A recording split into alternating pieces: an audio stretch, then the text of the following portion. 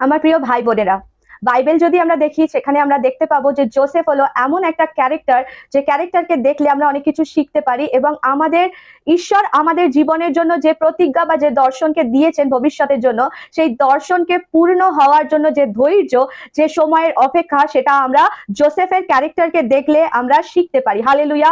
তো ঈশ্বর যদি, আমার প্রিয় ভাই বোনেরা, ঈশ্বর যদি আপনাদেরকে এমন কিছু ভবিষ্যতের আশা দিয়েছেন, দর্শন দিয়েছেন, বা ভবিষ্যতের জন্য আপনাকে যদি এমন কিছু প্রতিজ্ঞা দিয়েছেন, তা আপনি হতে পারে আপনি অনেক প্রার্থনা করছেন, হতে পারে আপনি অনেক উপবাস করছেন, তবুও আপনি সেটা ফুলফিল হতে আপনার জীবনে দেখতে পাচ্ছেন না। কিন্তু তবুও আমি বলি আমার প্রিয় ভাই বোনেরা, আপনারা ধৈর্য ধরুন, আপনারা অপেক্ষা করুন, কারণ জোসেফও অপেক্ষা করেছিল।